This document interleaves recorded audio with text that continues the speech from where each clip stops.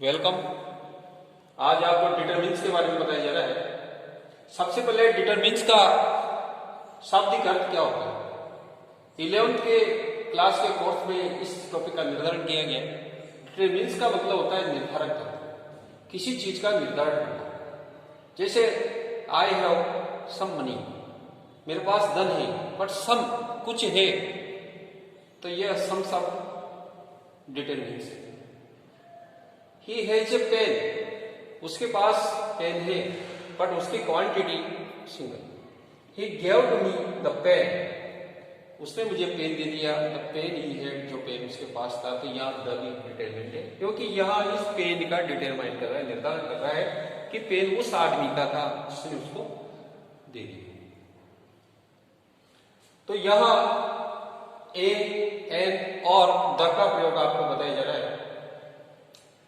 आपको पता है विभिन्न प्रकार की संज्ञा होती है। There are many types of the nouns, some are countable and some are uncountable. Countable noun को हम गिन सकते हैं, जैसे कि यहाँ उदाहरण दे रखा है pen, book, pen. We can count this is a pen, this is a book, this is a pen.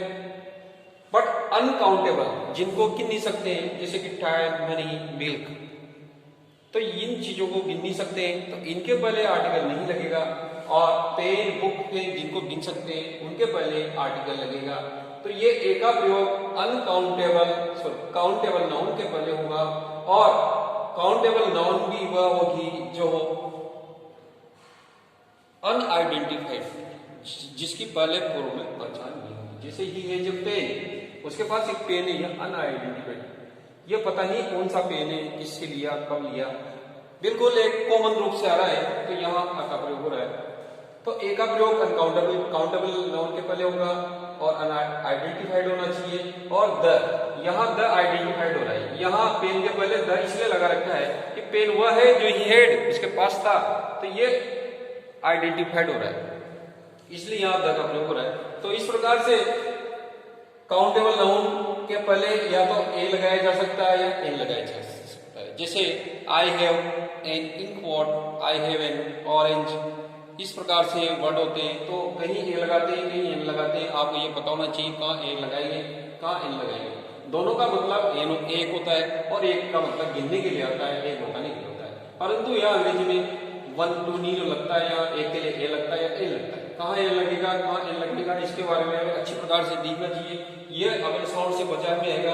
2 प्रकार की साउंड होती है। There are 2 sounds, vowel sound and consonant sound. Vowel sound का मतलब होता है स्वर, और कंसोनेंट यानी व्यंजन। जहां स्वर साउंड होगा वहां एन का प्रयोग होगा। जैसे an orange, O, an elephant, an honest man, ईमानदार आदमी, हाफ एन आवर, आवर, यहाँ भी एन लग रहा है। तो यहाँ इनकी जो साउंड है ई, आ, ई, ओ, इस तरह के साउंड है, तो वहां एन लगाएंगे। और जिनकी साउंड का प, स, जैसा pen, book, chair, country, state, district, जिनकी व्यंजन ध्वनि उनके पहले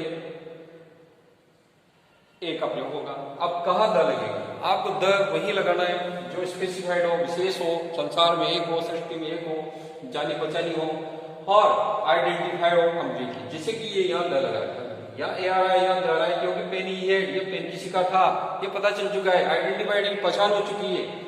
इसलिए संसार की वे चीजें जो एक है, जैसे द रामायण, संसार की सभी धार्मिक पुस्तकें, बाइबल, कुरान वगैरह, द एल्पस, हिमालयस, अल्पस, और जितने भी माउंटेन है, सीरीज है, उनके बारे में, द सन, जैसे सूरज, द अर्थ, मून आदि, द गंगा, जितनी भी रिवर्स है, बनास, गंगा, इन सब के पहले द लगेगा, क्योंकि संसार में एकमात्र अपने नाम की एक ही है।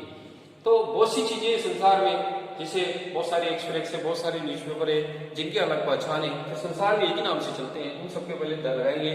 तो द का प्रयोग सुपरलेटिव डिग्री के पहले भी होता है, और द के अनेक प्रयोग होते हैं। यहाँ फिर ए, एन, द का प्रयोग बता रहा हूँ। ए का प्रयोग काउंटेबल नाउन के पहले होगा, जो अनआइडेंटिफाइड होना चाहिए, जिसके पहचान नहीं हो। एन का प्रयोग इन दोनों में एक के साथ ही होगा, परंतु यहाँ साउंड देखनी पड़ेगी। यदि यह वोवल साउंड हो रही है, स्वर की ध्वनि आ रही है, तो इसका प्रयोग करेंगे। यहाँ द स्पेसिफाइड विशिष्ट संख्याओं के पहले जिनको हम पहचान चुके जो संसार में एक है उनके पहले द का प्रयोग होगा। इस प्रकार से डिटरमिनेंट का जो पहला पार्ट है ए एंड द का प्रयोग यह आपको कंप्लीट किया जाता है और इस प्रकार से आप डिटरमिनेंट के ए एंड द का अपने वाक्य में, राइटिंग वर्क्स में, स्पीकिंग में आप you can use correctly. For more practice, some example